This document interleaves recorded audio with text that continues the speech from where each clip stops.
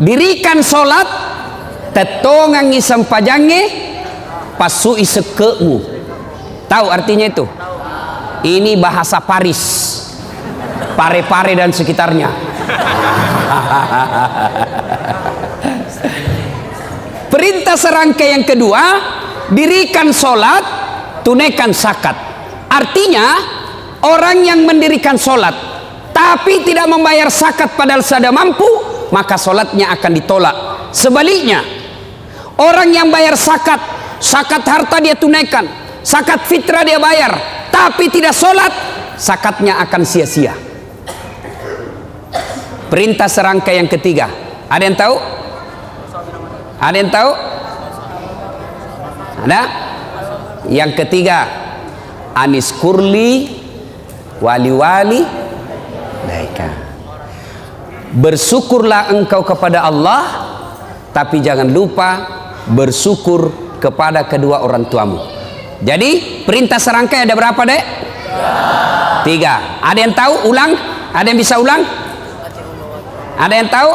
Coba angkat tangan yang bisa. Ayo, ayo. Ah, ini. Ayo ke sini. Sini. Ayo. Ya. Coba. Ya. Ayo, siapa namanya, Dek? Ihsan. Siapa? Ihsan. Sebelum menjawab pertanyaan tadi, pertanyaan passwordnya. Siapa namanya neneknya Ustadz Dasad?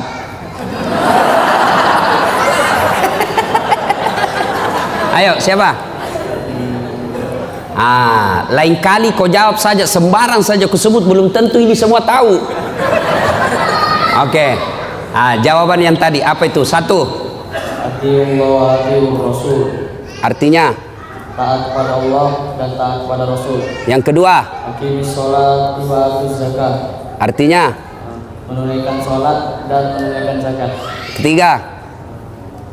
Anis kurli wal walidaik. Artinya? Bersyukur kepada Allah dan juga bersyukur kepada kedua orang tua. Sudah betul? Betul? Dapat hadiah. Dek, beda itu rasanya uang Kapolres dengan uang Ustadz. Beda rasanya ya. Insyaallah. Nah, berkaitan dengan tiga perintah ini, ayo. Berkaitan dengan tiga perintah ini, maka saya akan membahas yang ketiga. Anis kurli wali-wali, bersyukur kepada Allah dan bersyukur pula kepada kedua orang tuamu. Artinya ada anak remaja hitam jidatnya gara-gara sholat, hafal Quran, Senin Kamis dia puasa, tiap malam dia tahajud, malam Jumat dia itikaf di masjid, kemudian membersihkan masjid, ikut ngajar ngaji di masjid, tapi durhaka kepada kedua orang tuanya. Bapaknya dia hianati, ibunya dia keluarkan air matanya. Kata Nabi, demi Allah, jangankan masuk sorga, baunya sorga diharamkan bagimu. Nah, adik-adik sekalian, saya ingin menyampaikan beberapa kisah anak durhaka. Satu, zamannya Isa alaihi salam. Ada yang tahu Nabi Isa nabi keberapa? Angkat tangan, siapa yang tahu? Hadiah. Siapa yang tahu? Nabi ke-20 tuh? Nggak dapat hadiah kalau berjamaah. 24. Zamannya Isa alaihissalam ada pemuda, Pak, bagus agamanya, kira-kira sekarang ketua remaja masjid. Kalau sekarang ibadah saja kerjanya, bagus amalnya, akhlaknya baik. Iblis sentimen. Kalau ada orang yang baik agamanya, bagus akhlaknya, maka iblis kepanasan. Maka iblis menghasut satu kampung. Dia datangilah satu kampung itu. Kau lihat itu, namanya Jurais. Kalau kau biarkan, maka anak muda akan beriman bersama mereka. Akhirnya apa? Rapat ini orang kampung, saudara-saudara sekalian, bagaimana ini Jurais? Makin hari makin banyak yang simpati sama dia. Bagaimana caranya dihabisi ini? Ada yang usul, bagaimana kalau kita sogok dia duit? Tidak mempan, dia bukan mata duitan. Bagaimana kalau kita sogok dia jabatan?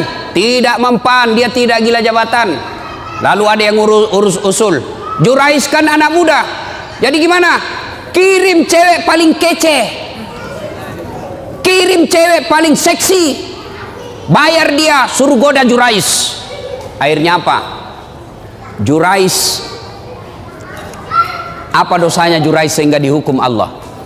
Suatu ketika lagi sholat sunnah, Allahu Akbar, dipanggil sama ibunya, Jurais, Jurais sini kamu. Bingung Jurais, saya sholat atau jawab panggilannya ibuku.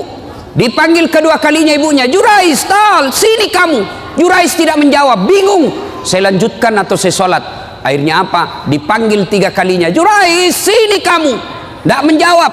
Ibunya pun tidak tahu kalau Jurais lagi sholat. Marah ibunya lalu bersumpah.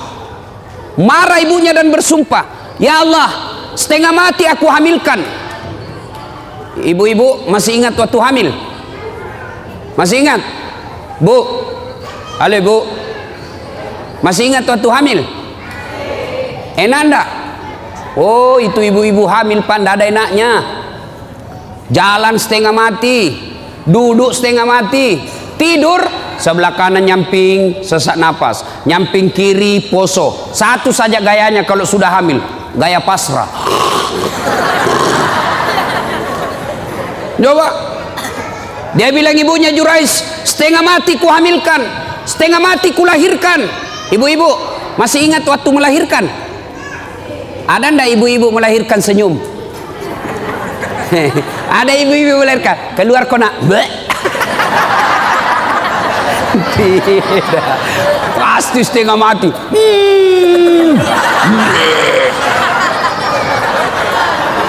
Iya toh. Paling kalau bapak-bapak menderitanya, kapan bapak-bapak menderita?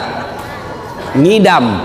Kalau istrinya ngidam, sampai ada yang tanya sama saya, Ustadz, apa doanya supaya istri berhenti ngidam? Saya bilang, apa ngidamnya istrinya Pak? Dia bilang, nanti dia bisa tidur kalau dia lihat saya duduk di atas lemari. Wah, jadi kalau istrinya mau tidur jam 10, setengah 10 sudah naik suaminya di atas lemari. Saya bilang, berhenti kau nak kasih bodoh-bodoh kau itu.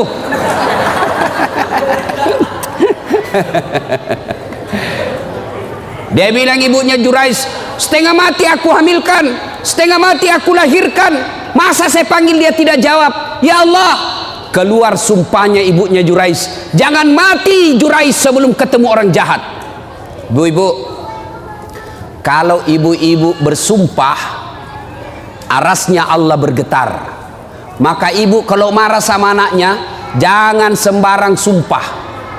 Ini ibu-ibu biasa kalau marah sama anaknya kan keluar sumpah-sumpahnya tidak enak. Kurang ngajar, setan. Nah bilang anaknya, bleh.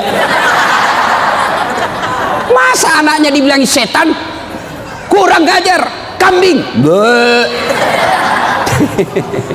Jadi ibu kalau marah sama anaknya boleh marah tapi jangan keluar sumpah yang jelek-jelek. Boleh keras suara tapi sumpahnya yang bagus-bagus.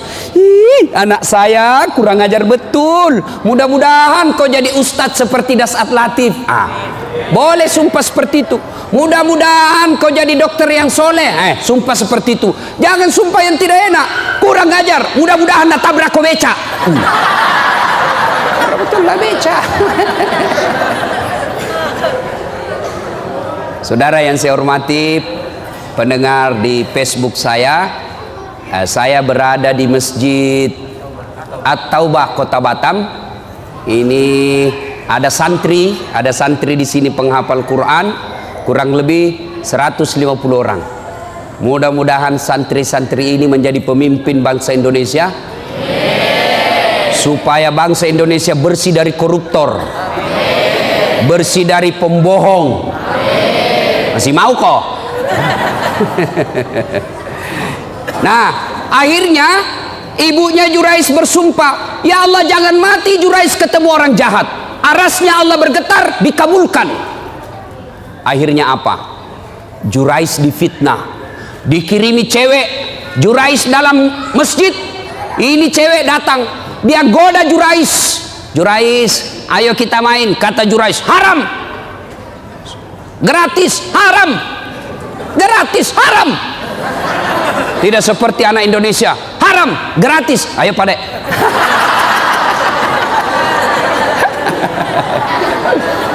Ini cewek sudah dibayar, mondar mandir di depannya Jurais. Dia pegang pipinya Jurais, dia pegang dadanya Jurais, dia buka bajunya. Jurais mantap, astagfirullah. Dia tutup matanya, astagfirullah, astagfirullah, astagfirullah. Kalau orang Indonesia, astagfirullah, astagfirullah. Mulutnya istighfar tapi matanya melotot, astagfirullah, astagfirullah. Akhirnya ini perempuan gagal menggoda Jurais. Semakin dia menarik-narik telanjang, Jurais tunduk, tidak tergoda. Ini perempuan malu, sudah telanjang tidak dilayani, sudah dikasih duit tidak berhasil. Akhirnya apa? Dia pergi berzina dengan pengembala kambing. Setelah berzina di pengembala kambing, hamil. Tabrakan antara cowok dengan cewek. Dek, kalau mobil tabrakan, pak, mobil sama mobil penyok, penyoknya lari ke dalam. Kalau cewek sama cowok tabrakan, pak, penyoknya lari keluar. Hamil. Begitu hamil ini cewek, dia kemana-mana pidato. Saudara-saudara sekalian, kenal tak Jurais? Kenal. Itu tuh yang kerjanya soleh, dia bilang dirinya. Yang kerjanya ibadah saja, pembohong. Nih perut saya hamil gara-gara dia. Difitnah Jurais. Kemana-mana dia pidato, saya hamil, Jurais yang hamili saya. Akhirnya satu kampung mulai marah. Hah?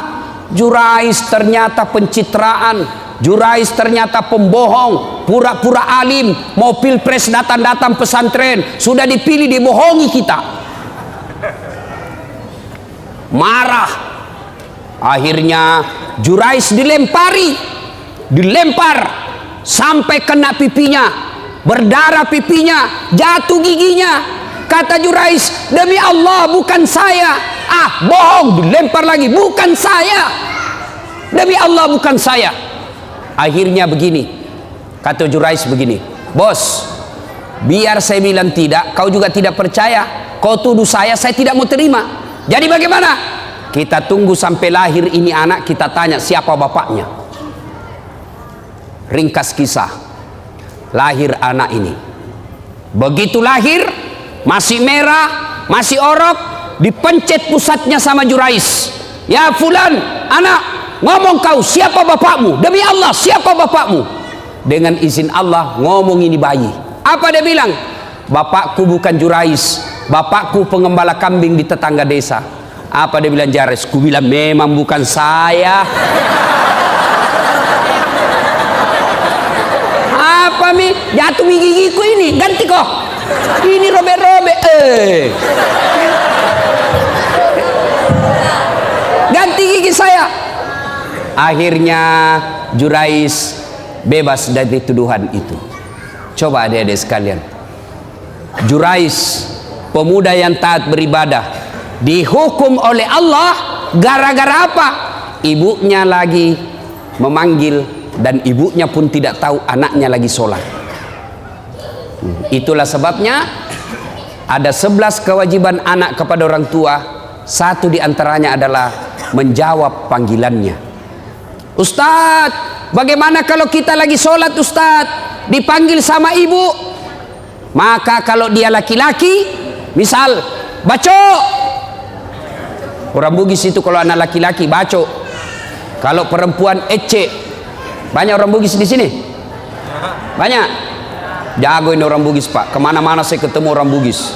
Saya ke Pulau Kijang, banyak orang Bugis. Saya ke Guntung, banyak juga orang Bugis. Saya pergi pelosok Kalimantan Timur, ketemu banyak juga orang Bugis. Saya pergi Singapura, ada Bugis Street. Saya pergi Sabah Sarawak, banyak juga orang Bugis. Begitu saya masuk penjara, banyak juga orang Bugis. Penceramah juga malam ini orang Bugis juga. Wah. Ibu bapak saudara-saudara sekalian, Jurais dihukum oleh Allah gara-gara apa? Dipanggil ibunya, dia tidak menjawab padahal dia lagi sholat. Bertanyalah orang, Ustadz, kalau lagi sholat dipanggil ibu, bagaimana caranya menjawabnya? Kalau dia laki-laki, Rahman, maka jawabnya Allahu Akbar. Panggil lagi, Rahman, Allahu Akbar. Tapi kasih tahu ibunya dulu. Besok-besok ibu, kalau ibu panggil saya Rahman, saya bilang Allahu Akbar, berarti saya lagi sholat. Karena kalau ibunya tidak tahu masalah agama, Rahman, Allahu Akbar, kurang ajar. Dipanggil dia takbir.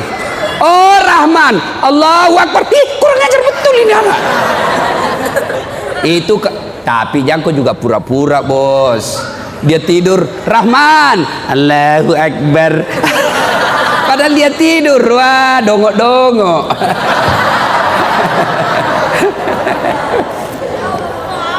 Itu kalau laki-laki. Bagaimana kalau perempuan? Kalau perempuan, karena suaranya adalah aurat, maka perempuan tidak boleh mengatakan Allahu Akbar. Ini ada adik cewek, ada santri di sini, santriwati. Ada. Kenapa perempuan saurannya aurat? Karena kadangkala suara perempuan memang mendayu-dayu, membuat laki-laki bernafsu. Halo, iya bang. Itu kan langsung bernafsu orang. Mana ya bang? Maka supaya kalian tidak bernafsu laki-laki, tegaslah engkau menjawab telepon. Halo, ya kenapa? Mundur itu laki-laki. Halo bang. Beleng-beleng.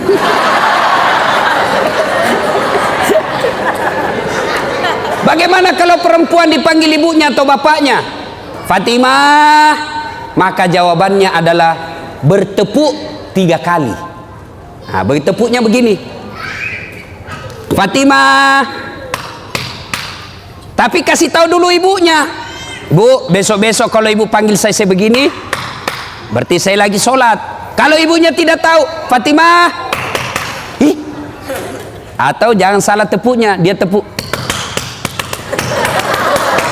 Itu tepuk pramuka itu bos. Itu. Nah, kisah kedua anak durhaka, namanya Alqamah. Alqamah ini bagus sekali agamanya. Di mana Nabi dakwah, di belakangnya ada Alqamah. Di mana Nabi berjamaah, di belakang ada Alqamah. Tapi anehnya, ketika sakaratil maut tidak bisa mengucapkan 2 kalimat syahadat. Sakaratil maut dibimbing oleh Bilal, la ilaha illallah. Alqamah coba bilang la, tidak ada. Akhirnya Bilal lapor sama Nabi, ya Rasulullah, Alqamah sakaratil maut tidak bisa mengucapkan 2 kalimat syahadat, tolong anda doakan. Nabi heran, kok bisa? Alqamah kan baik agamanya, dia selalu berjamaah, dia selalu ikut pengajian, bagus bacaan, kok bisa? Didoakan oleh Nabi, tetap tidak bisa. Akhirnya Nabi punya kesimpulan, pasti ada dosanya besar ini anak. Kau cari bapaknya, bapaknya ternyata sudah meninggal. Cari ibunya, ketemu. Bilal berkata, Bu, mohon maaf, anak ibu si Alqamah sakaratil maut tidak bisa syahadat, mungkin ada dosanya sama ibu. Apa kata ibunya? Dia dapat sudah itu. Kurang ngajar itu anak. Setengah mati aku lahirkan, setengah mati aku hamilkan, setengah mati aku susui, setengah mati aku besarkan.